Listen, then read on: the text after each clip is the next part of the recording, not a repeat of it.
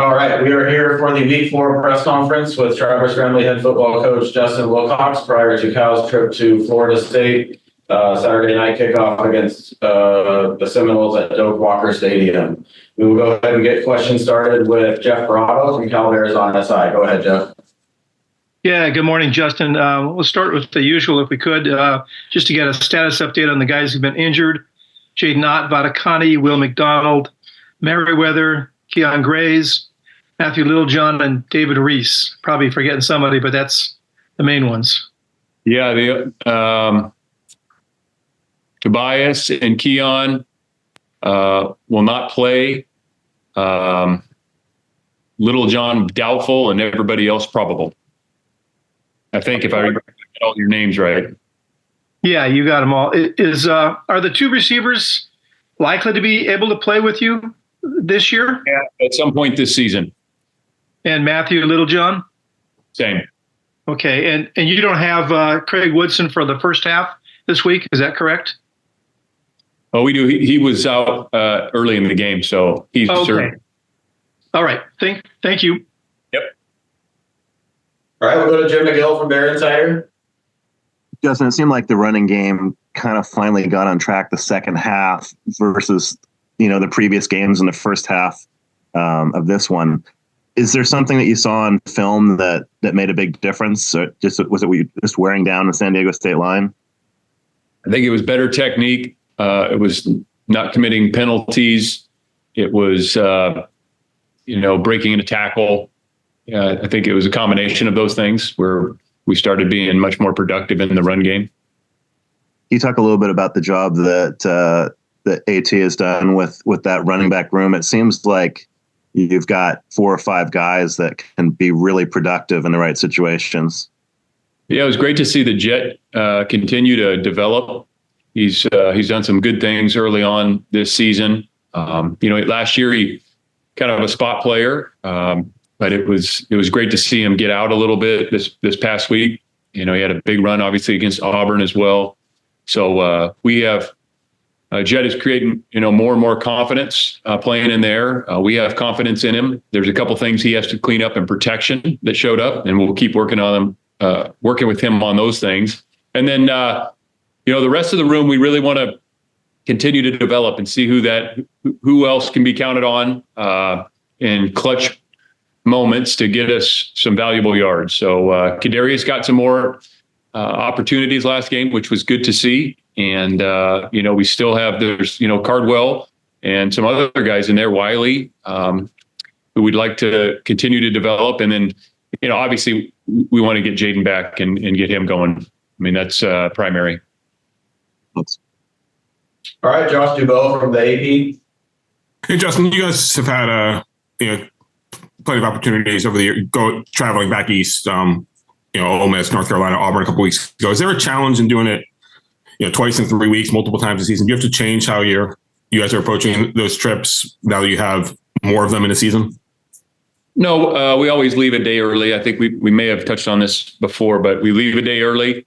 Practice on Thursday morning. We're a morning practice outfit anyway, so we practice and we make it a race to see how fast we can get off the ground. So we locker room, buses, take off as fast as possible, get out there, and our team really enjoys it. I mean, we get to spend a lot of time together. They have some time on the plane and on the Friday set aside for some school work. Once in a while, there'll have to be a proctored quiz or an exam or something like that, but they do a great job with that. We spend all Friday together. We get some downtime, we get some meeting time. They got some academic time. Obviously, we get our walkthrough, and so you get your body clock ready, and our whole group seems to really enjoy it. We get to spend a lot of great time together.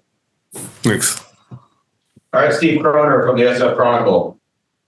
Morning, Justin.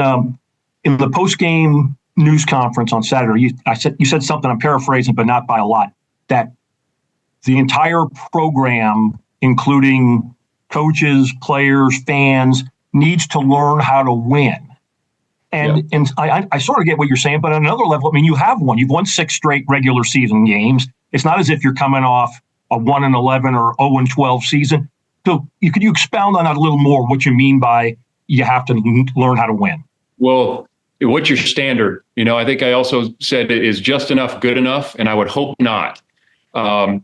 You want to hold yourself to a standard regardless of, when you're playing, who you're playing, what the weather is, what the crowd's like, and that you have such high expectations for yourself that you're not concerned necessarily. Obviously, the other team is sometimes they're going to be really talented, sometimes a little less talented, but none of that should matter. And our expectations on how we operate, how we perform should be the same. And we should raise that bar each and every week. And what we don't want to be is the yo-yo or riding the roller coaster where it's up and down. And we have won games, but I'm talking about, to win consistently and sustain winning, it's got to be a culture throughout the program that there's an expectation on how we perform, and we got to live up to that expectation each and every opportunity we get when we go on the field. And so it doesn't mean that people aren't investing. It doesn't mean people aren't trying. There's a lot of want to. I mean, that's not an issue. I don't have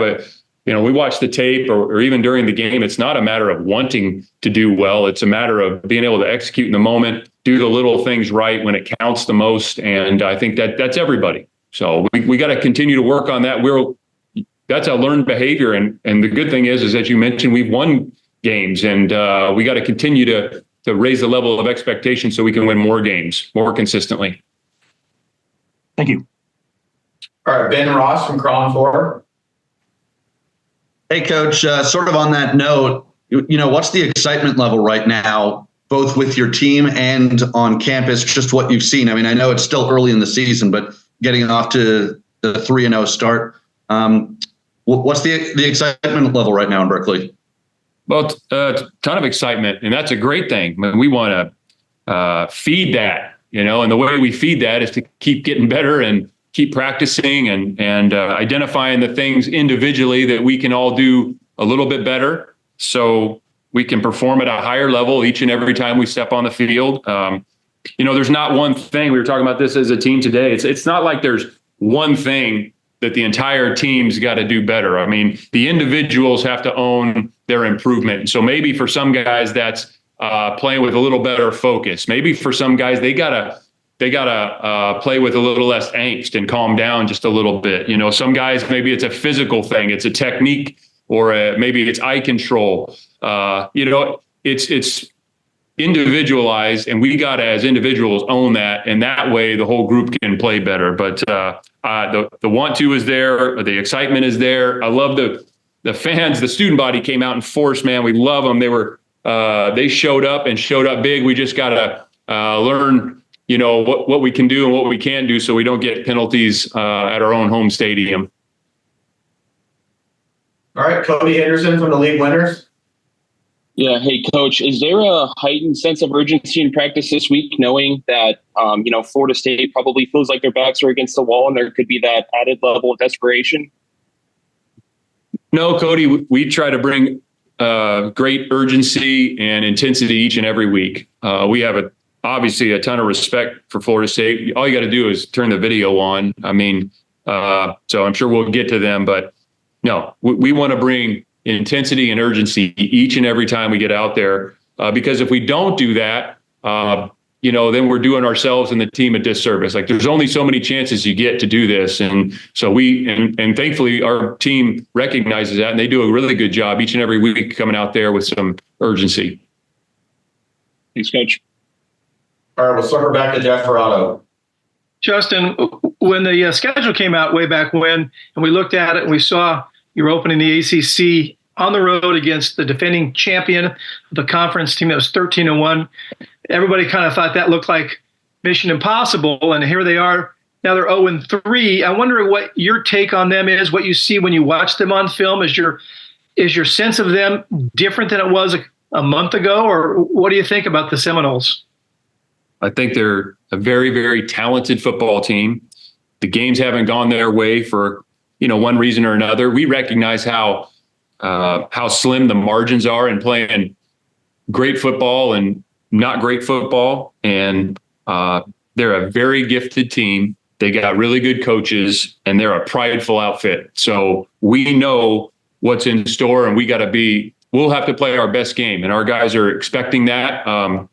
And so what's most important is we have a really good week of practice, because all you have to do is, and I understand, records are the records, but if you sit down in our offices and turn the tape on, you see what you see, and you trust that, and our players do the same thing. So we know how gifted they are and how good a coaches and scheme they got. So we're going to need to go play great football on Saturday. And I know you regard the next game as the biggest game always, and every game counts the same. But how big would beating these guys be for you guys? Well, it would mean we went out and played our best game of the season thus far and had an opportunity to go 4-0. And so, as I mentioned, there's only so many chances you get, and it's going to be a great venue. We've never been down there before. Again, in a different place with some great players and coaches. So it's an unbelievably exciting opportunity. Thank you. Yep. All right, Jake Curtis from Cal Bears on SI. Against their quarterback, whose name I'm not going to try to pronounce. Does that give you any help or in terms of preparing for them this year? I didn't catch the first part of your question, Jake. You're saying since we've played him before? Yeah. Yes. Yeah. DJ's a really talented guy. I remember him in high school, even in early years of high school. He's a big physical guy. He can throw the ball all over the place. He's played a lot of football, and we played him last year. He played an excellent game against us last year. And so we got a ton of respect for him. He can throw it. He's really hard to tackle because he's so big. So we got a lot of respect for DJ. Did that help you prepare for him that you played him before, though? I mean, other than that you've seen him and, you're aware of his abilities. I guess so. Anytime you've seen somebody once, you kind of have a little bit more of a feel for him. But it's it's a different system. But this is kind of the world we live in now. Like you could see guys, this is going to happen multiple times throughout the year where we've played somebody in a different uniform a year ago. But again, he's a talented guy in a good system, and we got a ton of respect for him. All right, back to Steve Croner. Listen, I think you've got a pretty good sense of history. So if I took you back to August of last year, when Cal and Stanford were kind of adrift in the conference realignment world, and then I told you a year plus from now, you're going to be taking your team to Florida State to play the first ACC game in the history of the University of California, what would you say? And how will you experience that, you think, pregame on Saturday? Yeah. If you would have told me that, well, at that moment when things were up in the air, I would have been just like I am now, high-fiving. What a great experience. What an opportunity. It's great being in the ACC and playing some of these teams that we've never or haven't played in either a long time or ever before. And so what an opportunity. And, where all this ends up in 2, 3, 5, 7 years, I don't know that any of us know. But this year we got an opportunity to go down there and play against a great team with proud tradition. And we're going to do everything in our power to make the most of it. Thank you. All right, back to Jake Curtis. That a second ago, but do you foresee a time when Cal might be back in whatever the Pac-12 is called at some point? Oh, geez, Jake, I don't know. I don't have a crystal ball. I know that college football and college athletics is in a time of change, and it's going to keep changing. And how that ends up, I really don't know. And so I know it all sounds like coach speak, but there's really no other way to approach this than we're in it right now. We're playing Florida State this week. And beyond that, if there comes a time where our administration and, Chancellor, if they have questions for me about, things that could come up, I'll give them my opinion. But I don't even spend any mental energy on it right now because I just have zero control over any of that. I'm sure it's exciting to think and talk about, but there's just so many scenarios. So if you get it all figured out, or you do have that crystal ball, shoot us an email. But we're glad to be in the ACC. It's an awesome opportunity. And like I said, we want to make the most of it. All right, 2 more questions. We'll go to Matt Moreno from Rivals. We saw Ryan Coe make a lot of big kicks throughout the offseason. What's been the messaging to him, as he's had some inconsistencies here to start the season. Yeah, we believe in Ryan. We saw the same thing, Matt, that you saw, and we saw it, in spring and then again in fall camp. We just got to get him into a rhythm because he does have the talent and the leg to do it. So we got to get him into a rhythm, and we believe in him. Yeah, that's it. All right, we're wrapping this up with Jeff Ferrato. Go ahead, Jeff.